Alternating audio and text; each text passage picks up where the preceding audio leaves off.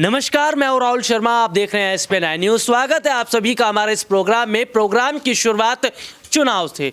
चुनाव चाहे विधानसभा के हों, चुनाव चाहे लोकसभा के हों, चुनाव चाहे उपचुनाव हो या फिर उपचुनाव हो या निकाय चुनाव हो, चुनाव होते हैं। और जाहिर तौर पर चुनाव जब आते हैं तो राजनीतिक पार्टी के नेताओं के दिलों की धड़कनें बढ़ जाती हैं। जी हाँ, जिस तरीके से परीक्षा में हम देखते हैं कि छात्र जो है वो परेशान नज़र आते हैं क्योंकि नंबर उस वक्त लेने ज़रूरी होते हैं। और इस वक्त सबसे बड़ी बात, चुनाव के वक्त में नेताओं के पसीने छूट जाते हैं क्योंकि चुनाव में पास होना ज़रूरी होता है। हालांकि अभी तक हमने देखा कि कई चुनाव हुए, चाहे गुजरात के विधानसभा की बात कर ले, हिमाचल विधानसभा की बात कर ले, उत्तर प्रदेश के उपचुनाव की बात कर ले, दिल्ली के MCD की बात कर ले, तो लगातार ऑल ओवर चुनाव में हमने देखा कि विपक्ष हावी रहा बीजेपी के ऊपर। तो क्या विपक्षी पार्टियों को बड़ा फायदा मिल रहा है?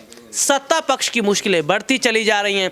और उत्तर प्रदेश की बात कर रहे हैं तो उत्तर प्रदेश इस लिहाज से और ज़्यादा मायने रखता है क्योंकि यहाँ से दिल्ली का रास्ता निकलता है। इसी उत्तर प्रदेश को जीतने के लिए बीजेपी ने एड़ी चोटी का जोर लगा दिया था।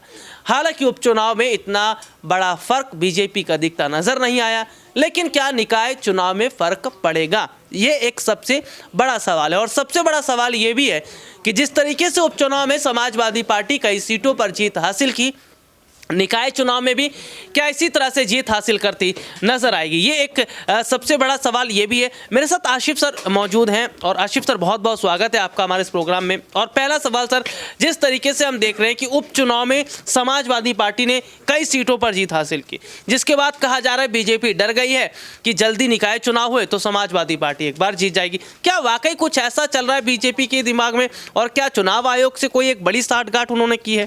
शुक्रिया राहुल सर। देखिए, इसमें कोई शक नहीं है, जिस तरीके से निकाय चुनाव में चुनाव आयोग का रोल रहा है, ये सवाल खड़ा तो करता है। अभी इन दिनों स्वामी प्रसाद मौर्य को लेके एक झंझट आ गया जिसमें हमने बहुत सारी खबरें की है। देखिए, निकाय चुनाव इसलिए इम्पोर्टेंट है, पहले इसको समझना बहुत ज़रूरी है और क्यों समाजवादी पार्टी इतना तवज्जो दे रही है ये भी समझना ज़रूरी है। अगर हमारा आप देखेंगे तो देखिए, इसके बाद लोकसभा चुनाव है और लोकसभा चुनाव से पहले हर पार्टी अपनी ज़मीनी जो ताकतें हैं उसको टटोलना चाहती है। इसमें समाजवादी पार्टी कितने पानी में है ये अपने आप को परखना चाहती है, इसीलिए उन्होंने चचा शिवपाल को महासचिव बनाया, इसीलिए उन्होंने जो है स्वामी प्रसाद मौर्य को जिम्मेदारी दी। तो वो ये परखना चाहती है कि भाई इन टीमों के बदौलत हम कितना जा सकते हैं। MLC चुनाव में वैसे हार हो गई है, तो लिहाजा इन सब चीज़ को देखते हुए इसीलिए वो ज़्यादा से ज़्यादा निकाय चुनाव पर तवज्जो दे रहे हैं कि भाई कम से कम बीजेपी चुनाव कराए ना। तो इसलिए मुझे लग रहा है कि जिस तरीके से ये जाँचना चाहती है तो योगी सरकार वक्त लेना चाह रही है, और वक्त लेने के पीछे की वजह ये है जितना वो वक्त लेंगे उतना ही उनको फायदा होगा। अब देखिए, गुजरात में आपने ये ध्यान दिया होगा कि गुजरात में जितना उन्होंने देर किया उतना ही विपक्ष पार्टी रैलियां नहीं कर सकी, विपक्ष पार्टी तैयारियां नहीं कर सकी। अच्छा देखिए, केजरीवाल को कैसे फंसाते हैं, ये कितने होशियार हैं कि वहाँ गुजरात चुनाव का तारीखों का ऐलान किया, यहाँ MCD चुनाव का कर दिया। भाई अब केजरीवाल छोटी पार्टी है, ये कहाँ मोदी जी कितना पैसा तो है नहीं, बीजेपी कितना फंड तो मिलता नहीं है। तो मुझे लगता है राहुल सर कि दरअसल समाजवादी पार्टी को एक चक्रव्यूह में फंसाने की कोशिशें हैं कि जितना दूर जाएगा फिर उतना लोकसभा चुनाव करीब आएंगे, उतना वो फंसते जाएंगे और उतना ही समाजवादी पार्टी की परेशानियां बढ़ती जाएंगी। इन सबको ओवरऑल चीज़ों को देखते हुए देखा जाए तो क्यों ना कहा जाए कि बीजेपी डर गई है। अगर आप में हिम्मत है, आप में दम है, फिर आप चुनाव कराइए ना, फैसला कीजिए, आप मुकाबला कीजिए। और चुनाव आयोग कहाँ भागी हुई, चुनाव आयोग को आप ढूंढिएगा तो भी नहीं मिलेगा। तो सवाल तो उठते हैं और उठते ही रहेंगे। आशिफ सर, एक सवाल और, उत्तर प्रदेश में विपक्ष हम मजबूत देख रहे हैं। उत्तर प्रदेश में हाल ही में बसपा सुप्रीमो मायावती एक प्रेस कॉन्फ्रेंस करती हैं जिसमें वो विपक्ष को साथ आने की बात करते हैं। EVM को लेकर भी सवाल है। उधर हम देखते हैं कि राजा भैया पर्दे के पीछे रहकर लगातार समाजवादी पार्टी को समर्थन कर रहे हैं क्योंकि उन्होंने उस वक्त अपने उम्मीदवार नहीं उतारे, आने वाले वक्त में नहीं उतारे। तो उत्तर प्रदेश में एक जो बड़ा विपक्ष तैयार हो रहा है, क्या ये योगी सरकार के लिए उत्तर प्रदेश में भी चुनौती है, दिल्ली में भी चुनौती रहेगा? बिल्कुल, देखिए बहुत बड़ा सवाल है राहुल सर। देखिए, वो मायावती जो गायब थी लगभग 10 साल तक, वो उनका किसी से कंपटीशन ही नहीं था। वो मायावती जो एक बार मुख्यमंत्री रह चुकी हैं, वो मायावती जिनका दलितों पे कब्जा है, वो मायावती जिससे विपक्ष डरता है, समाजवादी पार्टी हो, कांग्रेस हो या बीजेपी खुद डरती है। लेकिन वो मायावती का किसी पे इम्पैक्ट नहीं आना सवाल तो खड़े होता है। लेकिन अचानक से उनका प्रेस कॉन्फ्रेंस आना, EVM पे सवाल उठाना और लगातार मोदी सरकार पे सवाल उठाना, बजट को लेकर अपनी बयान रखना, ये समझ में आया कि मायावती मुखर हुई हैं, थोड़ा सा एक्टिव हुई हैं। बिल्कुल आपने सही कहा कि अगर मायावती पूरी तरह से एक्टिव हो जाती हैं, अगर वो अखिलेश को समर्थन दे देती हैं, समाजवादी पार्टी को समर्थन दे देती है, अगर इधर कांग्रेस तो खैर दे ही रहा, हालांकि अखिलेश लेना नहीं चाहते हैं, अगर ये लोग एक हो जाते हैं तो फिर योगी जी का 2024 में जीतना, निकाय चुनाव में जीतना, डबल इंजन सरकार को मजबूत रहना मुश्किल हो जाएगा। बिल्कुल सही कहा आपने, राजा भैया जैसे का जिक्र किया, जो कहीं ना कहीं जो है एक तरह से समर्थन देते नजर आ रहे हैं, जयंत चौधरी हैं, चंद्रशेखर आजाद हैं, ये तमाम लोग जिस तरीके से जो है डबल इंजन की सरकार से मुकाबला करने के लिए तैयार हो, अगर एक हो जाते हैं, मुझे लगता है कि फिर इतना आसान डबल इंजन के लिए नहीं रहेगा, चाहे इतना आसान फिर जीतने के लिए योगी जी के लिए नहीं रहेगा। और यही वजह तो है कि आज स्वामी प्रसाद मौर्य से भी भाग रहे हैं। उन पे देखिए आज समाजवादी पार्टी के ही अंदर भूचाल है, वो कुछ नहीं कर रहे हैं, समाजवादी पार्टी के नेता से डर रहे हैं,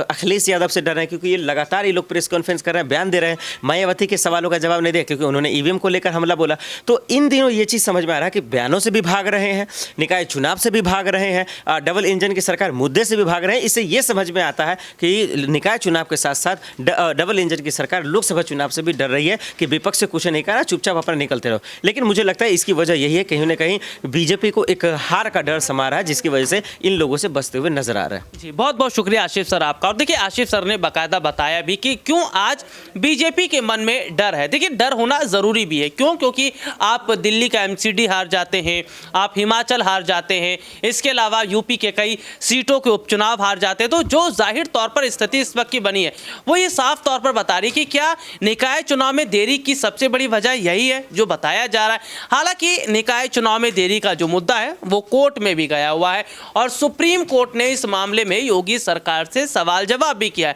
हालांकि सरकार जो है वो कोर्ट को अभी तक जवाब नहीं दे पाई है, कोर्ट को अभी तक जानकारी नहीं दे पाई है।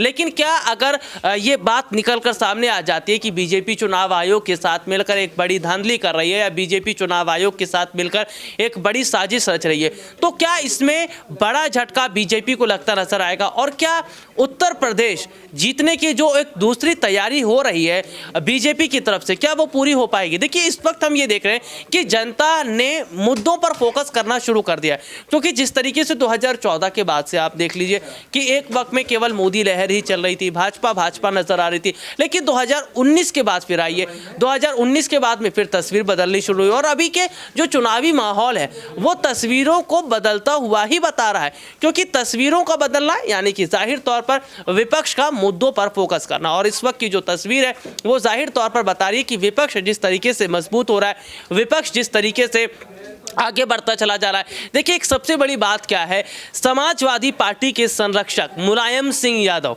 जब उनका निधन होता है उसके बाद हम देखते हैं कि तमाम सवाल खड़े हो रहे थे कि क्या समाजवादी पार्टी का वोट बैंक टूट जाएगा, समाजवादी पार्टी का वोटर उनसे छिटक जाएगा या तमाम तरह की मुश्किलें होती नजर आएंगी। लेकिन फिलहाल अभी ऐसा कुछ होता नजर नहीं आ रहा। लेकिन हाँ एक बात तो है कि विपक्ष उत्तर प्रदेश में मजबूत तो हो रहा है, जिसका बड़ा नुकसान बीजेपी को जरूर उठाना पड़ेगा। और क्या योगी सरकार ये बात बता पाएगी कोर्ट को कि आखिरकार निकाय चुनाव में देरी की असली वजह क्या है?